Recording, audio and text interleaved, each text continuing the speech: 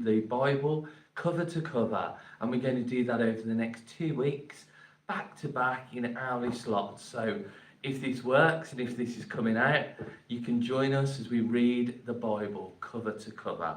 And I'm going to start now in Genesis chapter 1 and read. In the beginning, God created the heavens and the earth. Now the earth was formless and empty. Darkness was over the surface of the deep, and the Spirit of God was hovering over the waters. And God said, "Let there be light." And there was light. God saw that the light was good, and he separated the light from the darkness. God called the light day, and the darkness he called night. And there was evening, and there was morning, the first day. And God said, "Let there be an expanse between the waters to separate water from water." So God made the expanse and separated the water under the expanse from the water above it. And it was so. God called the expanse sky. And there was evening, and there was morning, the second day. And God said, "Let the water under the sky be gathered to one place, and let dry ground appear." And it was so. God called the dry ground land, and the gathered waters he called seas. And God saw that it was good. Then God said, "Let the land produce vegetation, seed, bearing plants, and trees on the land that bear fruit with seed in it, according to their various kinds." And it was so. The land produced vegetation, plants bearing seed according to their kind, and trees bearing fruit with seed in it, according to their kinds. And God saw that it was good. And there was evening, and there was morning, the third day. And God said, "Let there be lights in the expanse of the sky to separate the day from the night, and let them serve as signs to mark seasons and days and years. And let them be lights in the expanse of the sky to give light on the earth." And it was so. God made two great lights, the greater light to govern the day, and the lesser light to govern the night. He also made the stars. God set them in the expanse of the sky to give light on the earth, to govern the day and the night, and to separate light from darkness. And God saw that it was good. And there was evening, and there was morning, the fourth day. And God said, "Let the water teem with living creatures, and let birds fly above the earth across the expanse of the sky." So God created the great creatures of the sea, and every living and moving thing with which the water teems, according to their kinds, and every winged bird according to its kind. And God saw that it was good. God blessed them and said, "Be fruitful and increase in number, and fill the water in the seas, and let the birds increase on the earth." And there was evening, and there was morning, the fifth day. And God said, "Let the land produce living creatures according to their kinds, livestock, creatures that move along the ground, and wild animals, each according to its kind." And it was so. God made the wild animals according to their kinds, the livestock according to their kinds, and all the creatures that move along the ground according to their kinds. And God saw that it was good. Then God said, "Let us make man in our image, in our likeness, and let them rule over the fish of the sea, and the birds of the air, over the livestock, over all the earth, and over all the creatures that move along the ground." So God created man in his own image. In the image of God he created him. Male and female he created them. God blessed them and said to them, "Be fruitful and increase in number. Fill the earth and subdue it. Rule over the fish of the sea and the birds of the air, and over every living creature that moves on the ground." Then God said, "I give you every seed-bearing plant on the face of the whole earth, and every tree that has fruit with seed in it. They will be yours for food. And to all the beasts of the earth, all the birds of the air, and all the creatures that move on the ground, everything that has breath of life in it, I give every green plant for food. And it was so. God saw all that he had made, and it was very good. And there was evening, and there was morning, the sixth day. Thus the heavens and the earth were completed in all their vast array. By the seventh day, God had finished the work he had been doing. So on the seventh day, he rested from all his work. And God blessed the seventh day and made it holy, because on it he rested from all the work of creating that he had done. This is the account of the heavens and the earth when they were created, when the Lord God made the earth and the heavens, and no shrub of the field had yet appeared on the earth, and no plant of the field had yet sprung up, for the Lord God had not sent rain on the earth, and there was no man to work the ground. But streams came up from the earth and watered the whole surface of the ground. The Lord God formed the man from the dust of the ground, and breathed into his nostrils the breath of life, and the man became a living being. Now the Lord God had planted a garden in the east, in Eden, and there he put the man he had formed. And the Lord God made all kinds of trees grow out of the ground, trees that were pleasing to the eye and good for food. In the middle of the garden were the tree of life and the tree of knowledge of good and evil. A river watering the garden flowed from Eden. From there it was separated into 4 headwaters. The name of the first is the Pishon. It winds through the winds through the entire land of Havilah, where there is gold. The gold of that land is good. Aromatic resin and onyx are also there. The name of the second river is the Gihon. It winds through the entire land of Cush. The name of the third river is the Tigris. It runs along the east side of Assur. And the fourth river is the Euphrates.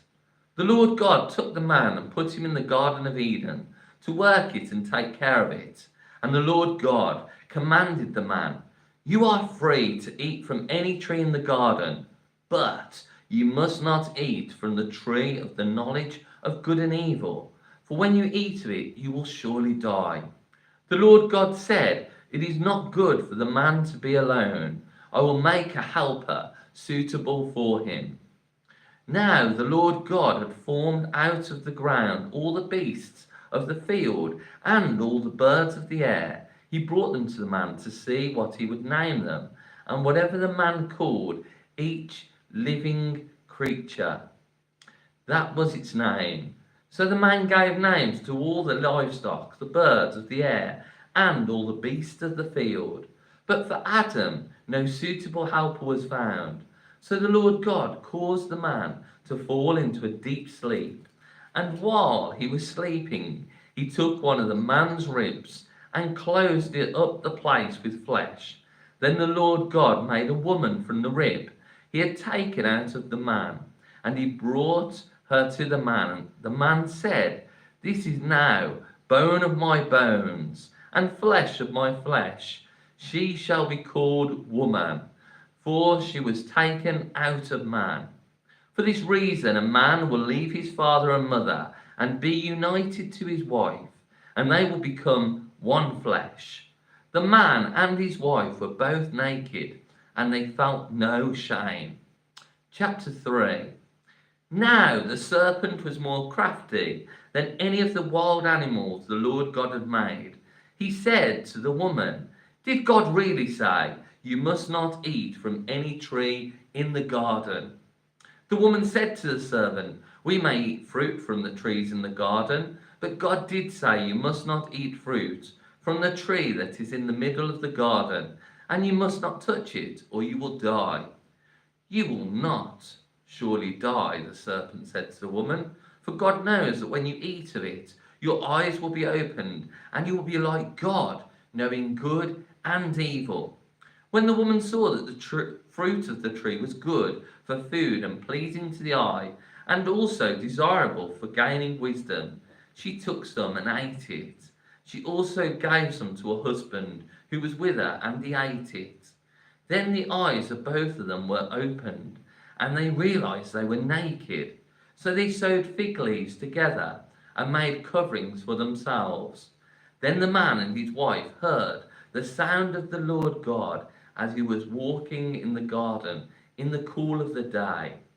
And they hid from the Lord God among the trees of the garden. But the Lord God called to the man, "Where are you?" He answered, "I heard you in the garden, and I was afraid, because I was naked, so I hid." And he said, "Who told you that you were naked? Have you eaten from the tree that I commanded you not to eat from?" The man said, "The woman you put here with me, she gave me some fruit from the tree, and I ate it." Then the Lord God said to the woman, "What is this you have done?" The woman said, "The serpent deceived me, and I ate." So the Lord God said to the serpent, "Because you have done this, cursed are you above all the livestock and all the wild animals. You will crawl on your belly, and you will eat dust all the days of your life. And I will put enmity between you and the woman, and between your offspring and hers. He will crush your head, and you will strike his heel." To the woman he said, "I will greatly increase your pains in childbirth. With pain you will give birth to children. Your desire will be for your husband, and he will rule over you." To Adam he said, "Because you listened to your wife and ate from the tree about which I commanded you, you must not eat of. Cursed is the ground because of you. Through painful toil you will eat of it all the days of your life. It will produce thorns and thistles for you, and you will eat the plants of the field.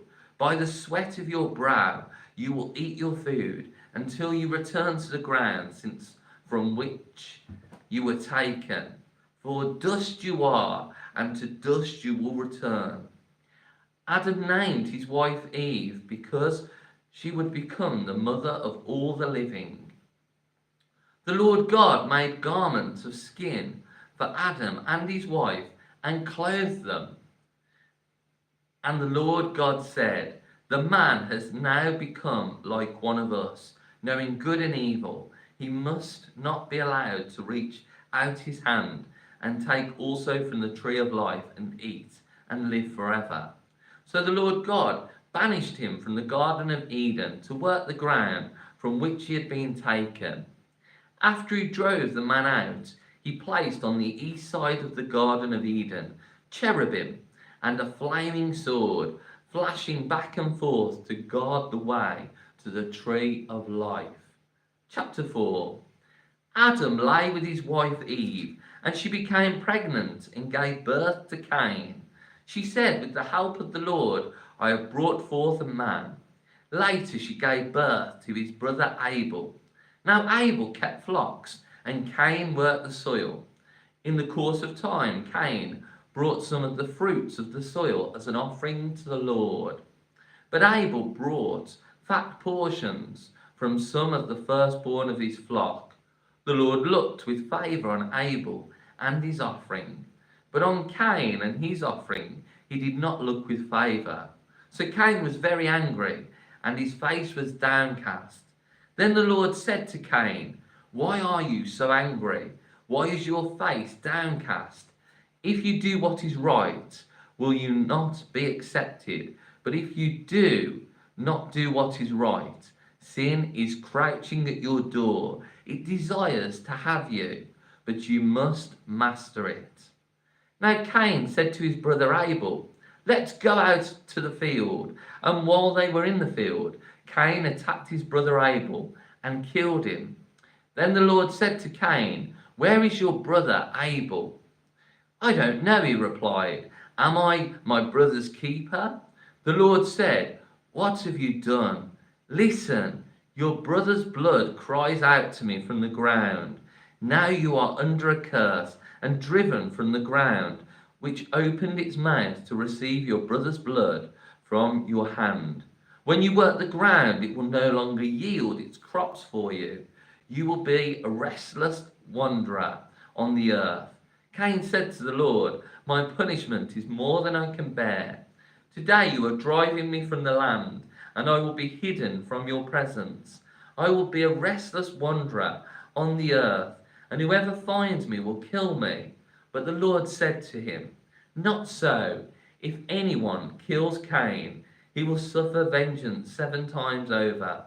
Then the Lord put a mark on Cain, so that no one who found him would kill him. So Cain went out from the Lord's presence and lived in the land of Nod, east of Eden. Cain lay with his wife, and she became pregnant and gave birth to Enoch. Cain was then building a city, and he named it after his son Enoch.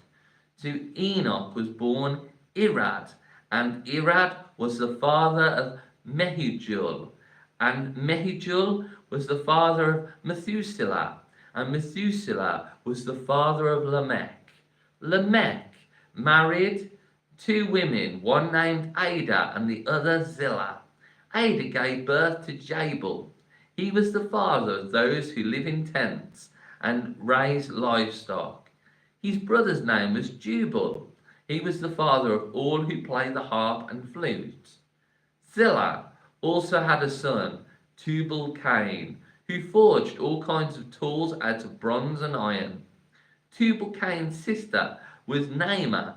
Lamech said to his wives, Adon and Zillah, listen to me, wives of Lamech.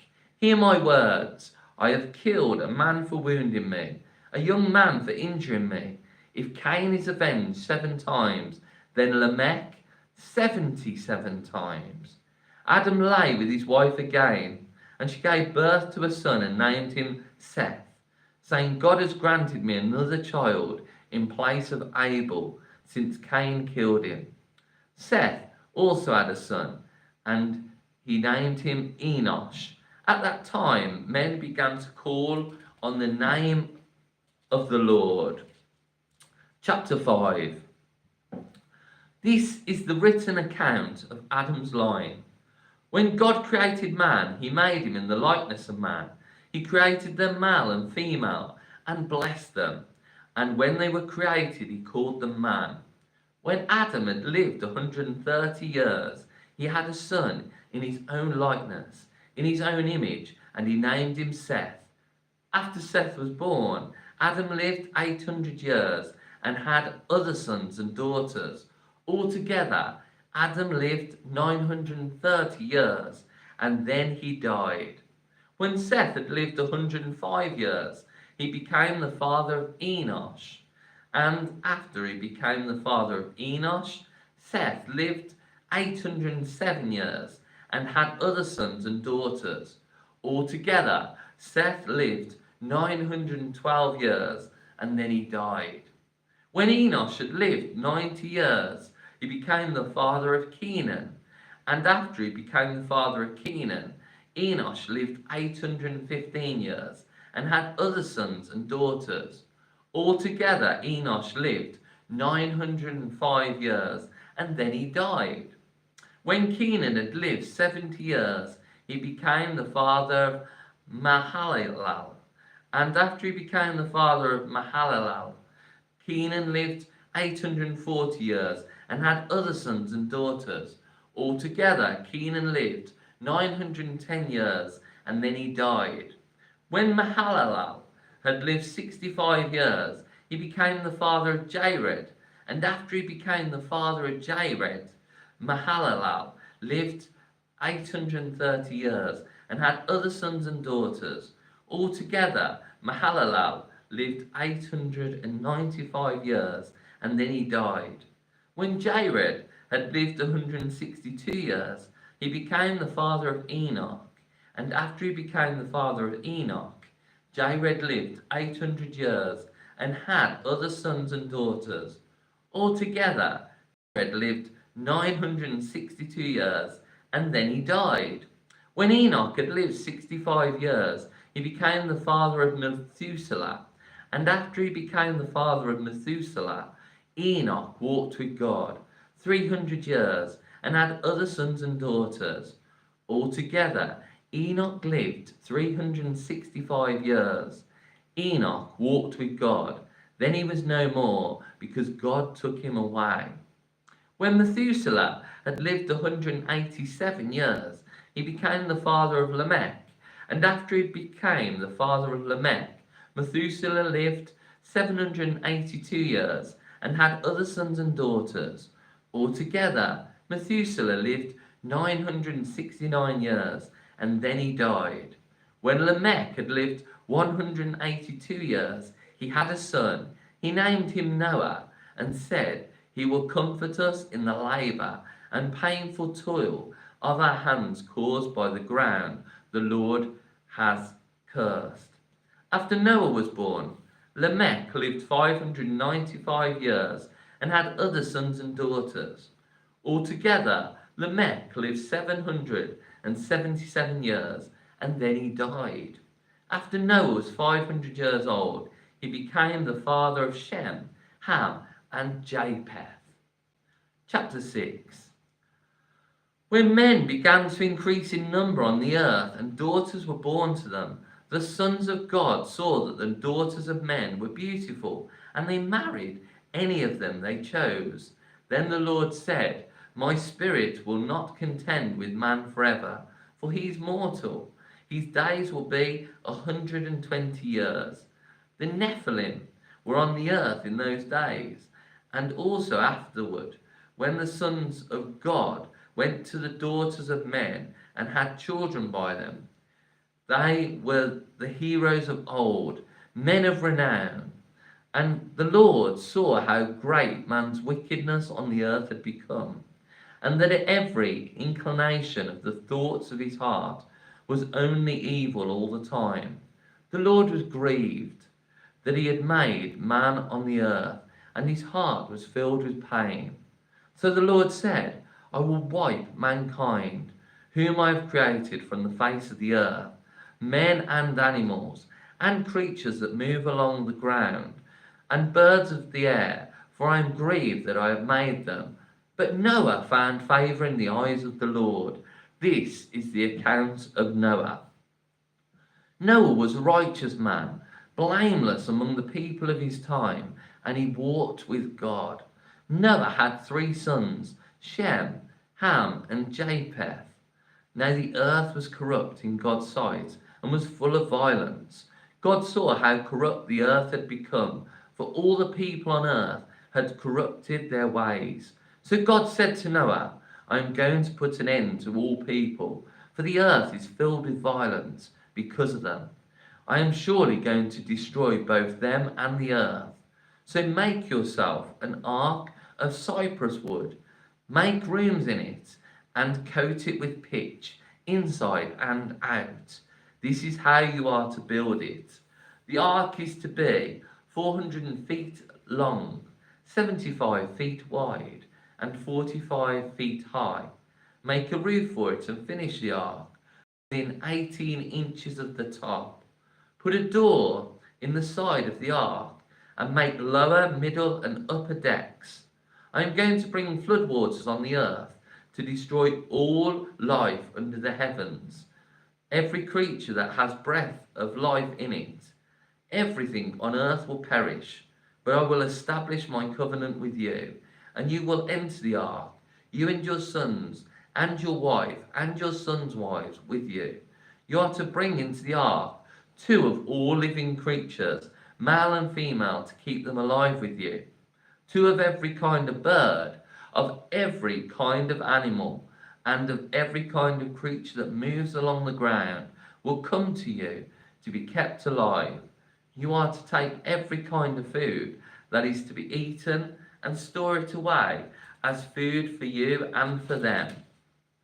Noah did everything just as God commanded him. Chapter 7. The Lord then said to Noah, "Go into the ark, you and your whole family, because I have found you righteous in this generation. Take with you 7 of every kind of clean animal, a male and its mate, and 2 of every kind of unclean animal, a male and its mate, and also 7 of every kind of bird, male and female, to keep their various kinds alive throughout the earth.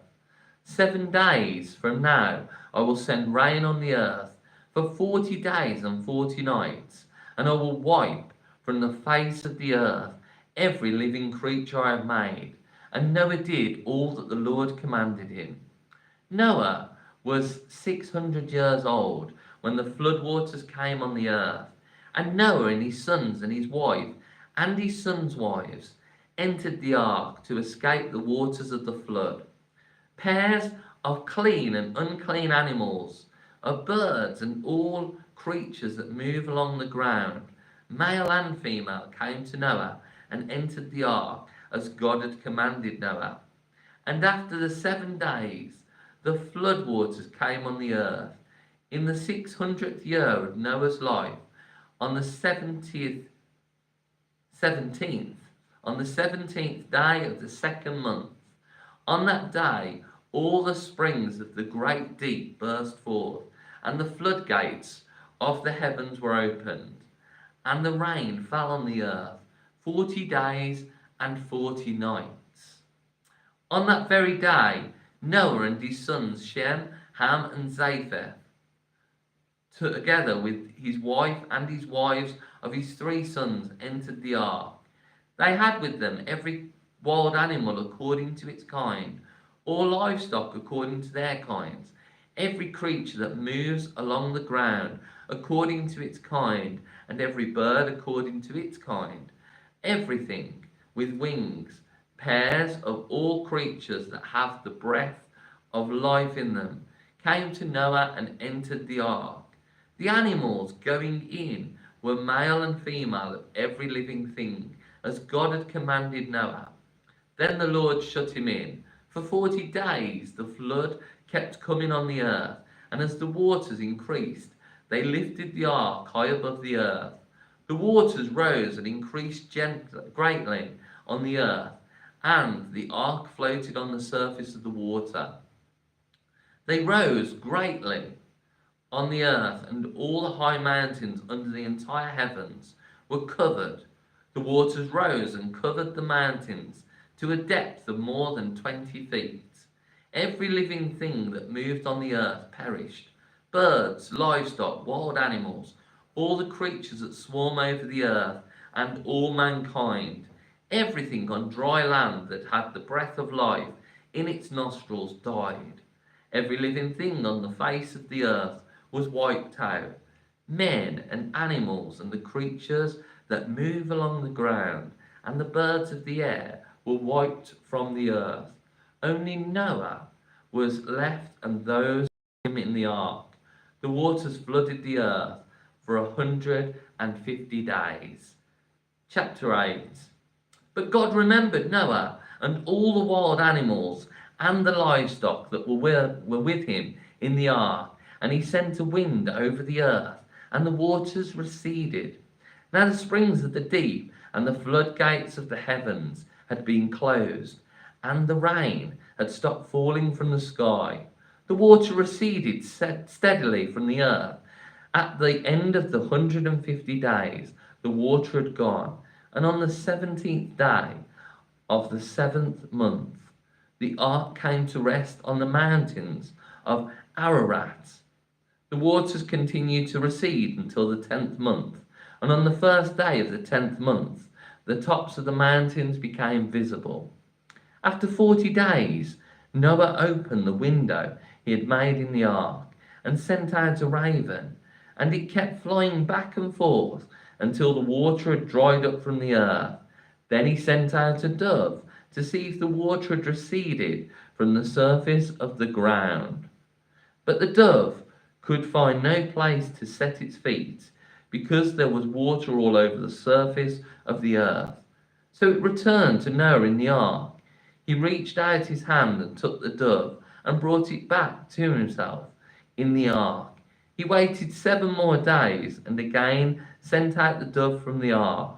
When the dove returned to him in the evening, there in its beak was a freshly plucked olive leaf. Then Noah knew that the water had receded from the earth. He waited 7 more days and sent the dove out again. But this time it did not return to him. By the first day of the first month of Noah's 601st year, the water had dried up from the earth. Noah then removed the covering from the ark and saw that the surface of the ground was dry. By the 27th day of the second month, the earth was completely dry. Then God said to Noah, "Come out of the ark, you and your wife, and your sons and their wives. Bring out every kind of living creature that is with you, the birds, the animals, and all the creatures that move along the ground, so they can multiply on the earth and be fruitful and increase in number upon it." So Noah came out, together with his sons and his wife and his sons' wives, all the animals and all the creatures that move along the ground, and all the birds, everything that moves on the earth, came out of the ark, one after another.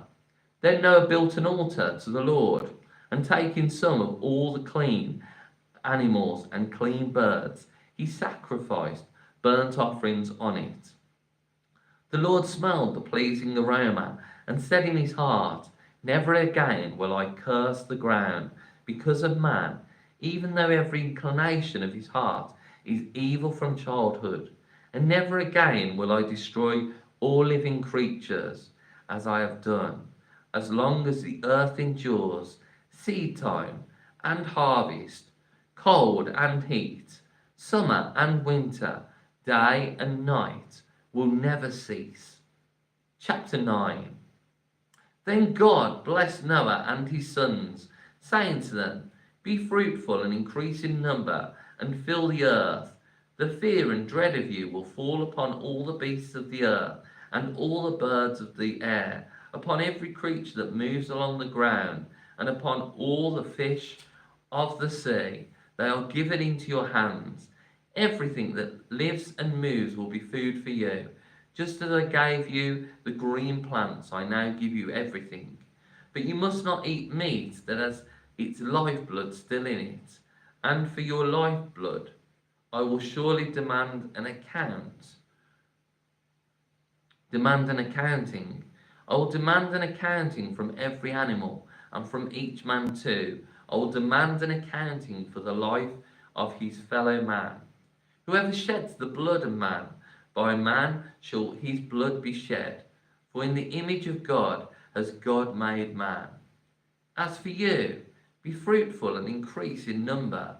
Multiply on the earth and increase upon it.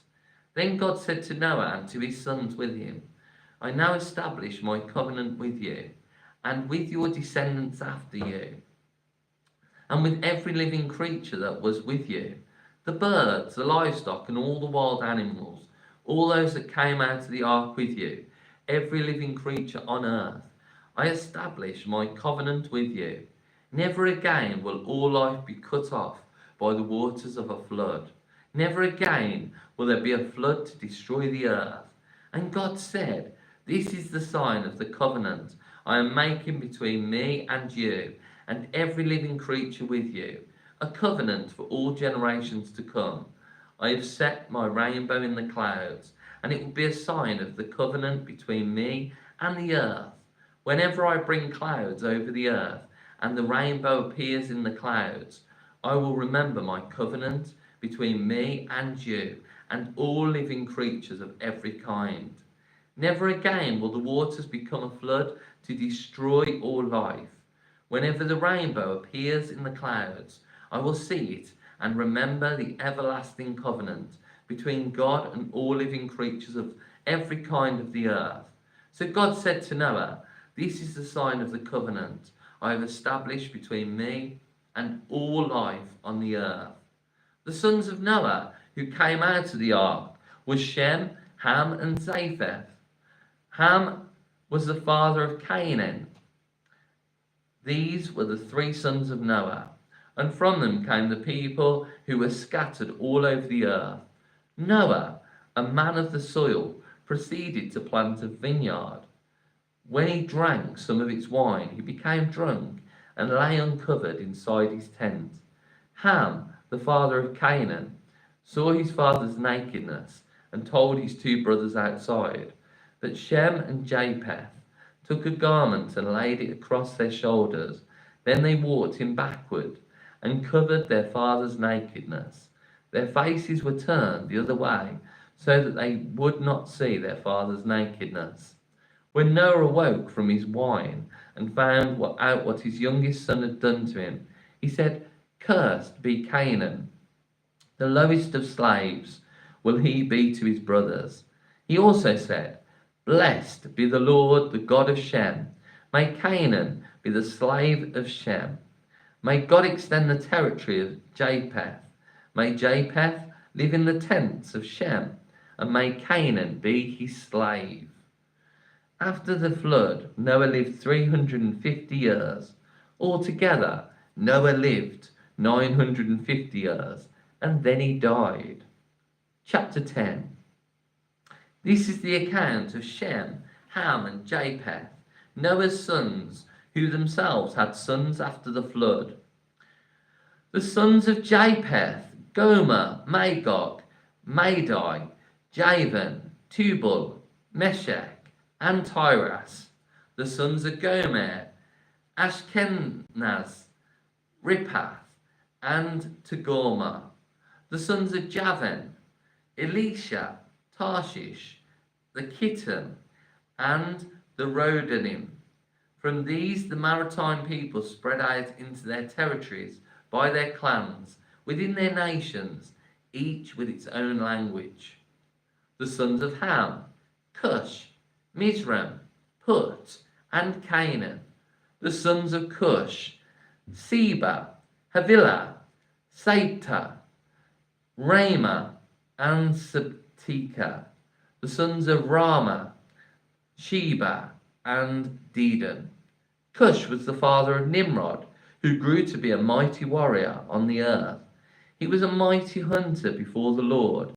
That is why it is said, like Nimrod, a mighty hunter before the Lord.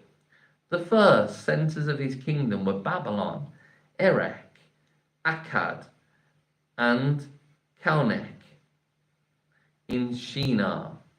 From that land he went to Assyria, where he built Nineveh, Rehoboth, Ir, Calah, and Resin, which is between Nineveh and Calah. That is the great city. Mizraim was the father of the Luddites, Anamites, Lehibites, Naphtalites, Pathrazites, Calalites, from whom the Philistines came, and Caphtorites.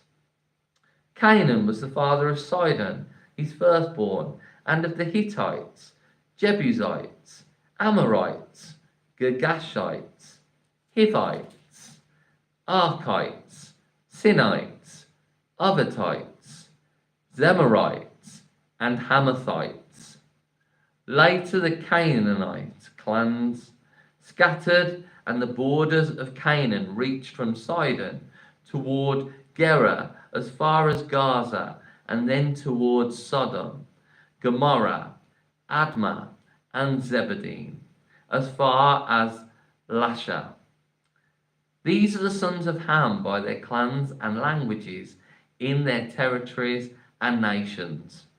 Sons were also born to Shem, whose older brother was Japheth. Shem was the ancestor of all the sons of Eber. The sons of Shem: Elam, Asher, Arphaxad, Lud, and Aram. The sons of Aram: Uz, Hul, Gether, and Meshech. Arphaxad was the father of Shelah, and Shelah the father of Eber. Two sons were born to Eber. One was named Peleg, because in his time the earth was divided. His brother was named Joktan. Joktan was the father of Amodad, Shelah, Hazarmaveth, Zerah, Hadaram, Izal, Dikla, Obal, Abimal, Sheba, Ophir, Havilah, and Jobab. All these were sons of Joktan. The region where they lived stretched from Mesha towards Sephar in the eastern hill country. These are the sons of Shem by their clans and languages, in their territories and nations. These are the clans of Noah's sons, according to their lines of descent, within their nations. From these the nations appeared and spread out over the earth after the flood. Chapter 11. Now the whole world had one language and a common speech. As men moved eastward, they found a plain in Shinar and settled there. They said to each other, "Come, let's make bricks and bake them thoroughly." They used brick instead of stone and tar for mortar. Then they said, "Come, let us build ourselves a city with a tower that reaches to the heavens, so that we may make a name for ourselves and be scattered over the face of the whole earth." But the Lord came down to see the city and the tower that the men were building. The Lord said, "If as one people speak in the same language they have begun to do this, then nothing they plan to do will be impossible for them. Come, let us go down and confuse their language, so they will not understand each other." So the Lord scattered them from there over all the earth, and they stopped building the city. That is why it was called Babel, because there the Lord confused the language of the whole world. From there the Lord scattered them over the face of the whole earth. This is the account of Shem. 2 years after the flood, when Shem was 100 years old and became the father of Aphrazad. And after he became the father of Aphrazad, Shem lived 500 years and had other sons and daughters. When Aphrazad had lived 35 years, he became the father of Shelah. And after he became the father of Shelah, Aphrazad lived 403 years and had other sons and daughters. When Shelah had lived 30 years, he became the father of Eber. And after he became the father of Eber, Shelah lived 403 years and had other sons and daughters. When Eber had lived 34 years, and he became the father of Peleg. And after he became the father of Peleg, Eber lived 430 years and had other sons and daughters. When Peleg had lived 30 years, he became the father of Ru. And after he became the father of Ru, Peleg lived 209 years and had other sons and daughters. When Ru had lived 32 years, he became the father of Serug. And after he became the father of Serug, Ru lived 207 years and had other sons and daughters. When Serug lived 30 years, he became the father of Nahor. And after he became the father of Nahor, Serug lived 200 years and had other sons and daughters. When Nahor had lived 29 years, he became the father of Terah.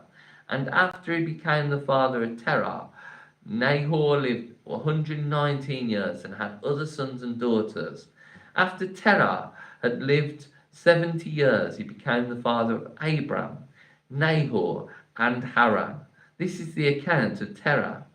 Terah became the father of Abram, Nahor, and Haran became the father of Lot. While his father Terah was still alive, Haran died in Ur of the Chaldeans, in the land of his birth. Abram and Nahor both married. The name of Abram's wife was Sarah, and the name of Nahor's wife was Milcah. She was the daughter of Haran, the father of both Milcah and Iscah. Now Sarah was barren and had no children. Terah took his son Abram, his grandson Lot, son of Haran, and his daughter-in-law Sarah, the wife of his son Abram, and together they set out for Ur of the Chaldeans to go to Canaan.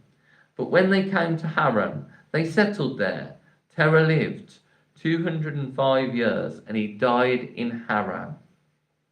Chapter 12. The Lord had said to Abram, "Leave your country, your people, and your father's household, and go to the land I will show you. I will make you into a great nation, and I will bless you.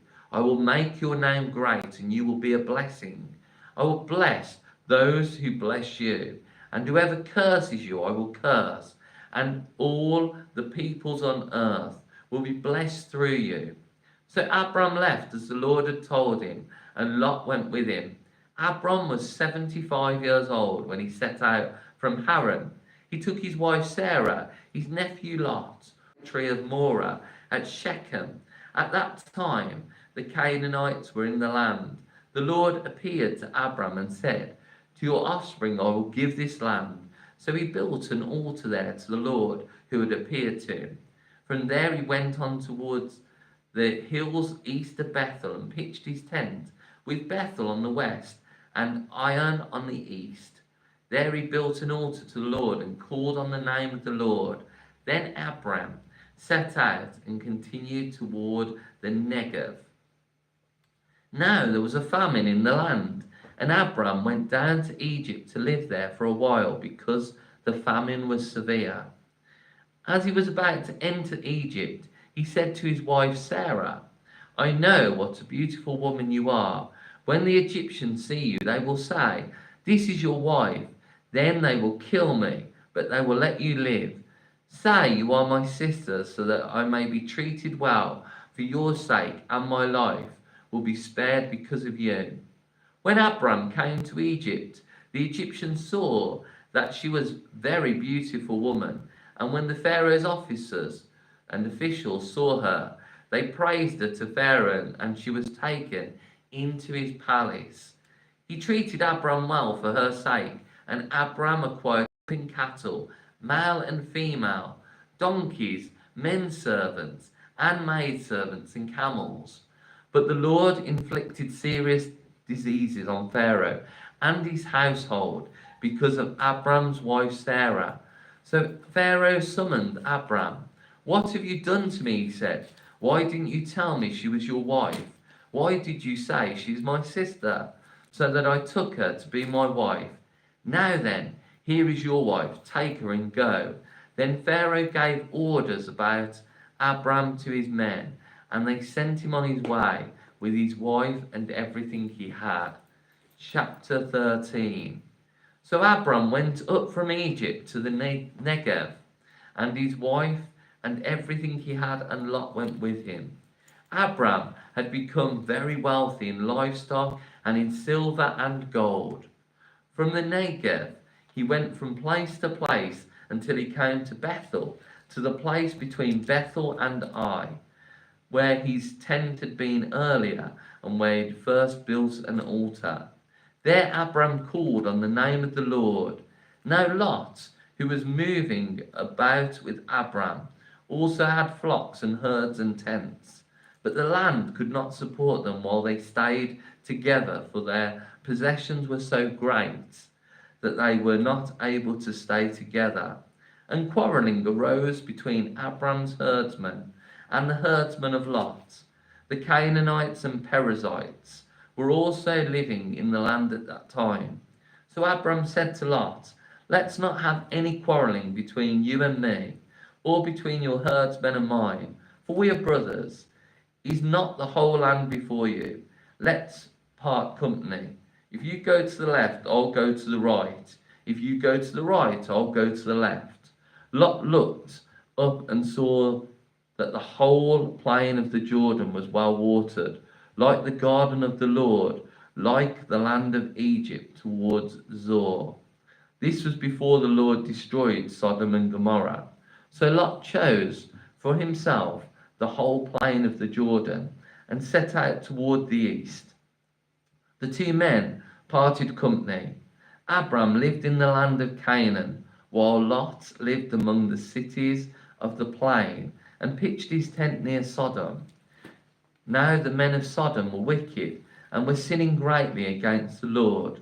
The Lord said to Abram after Lot had parted from him, Lift up your eyes from where you are and look north and south, east and west. All the land that you see I will give to you and your offspring forever. I will make your offspring like the dust of the earth, so that if anyone could count the dust, then your offering could be counted. Go, walk through the length and breadth of the land, for I am giving it to you. So Abram moved his tents and went to live near the great trees of Mamre at Hebron, where he built an altar to the Lord. Chapter 14.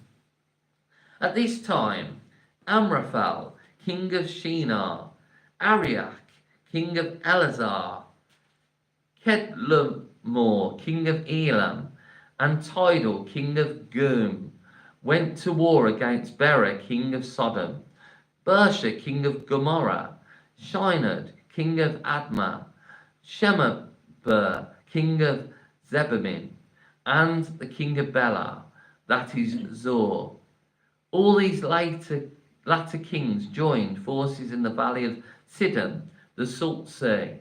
For 12 years they had been subject to Kedorlaomer, but in the 13th year they rebelled.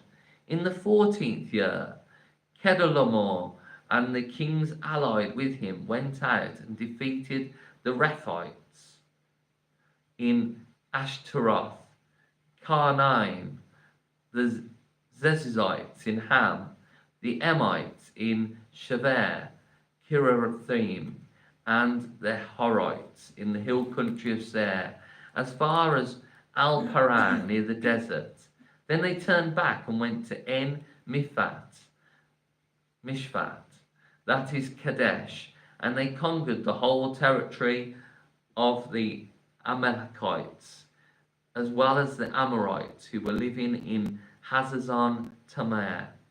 Then the king of Sodom, the king of Gomorrah, the king of Admah, the king of Zeboim, and the king of Bela, that is Zor, marched out and drew up their battle lines in the valley of Siddim against Kedorlaomer, king of Elam, Tidal, king of Gon, Amraphel, king of Shinar, and Arioch, king of Elazar. 4 kings against 5. Now the valley of Sidon was full of tar pits, and when the kings of Sodom and Gomorrah fled, some of the men fell into them, and the rest fled to the hills.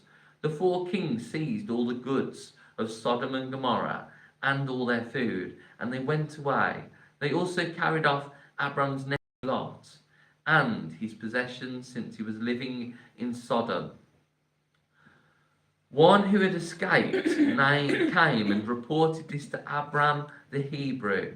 Now Abram was living near the great trees of Mamre, the Amorite, a brother of Eshcol and Aner, all of whom were allied with Abram.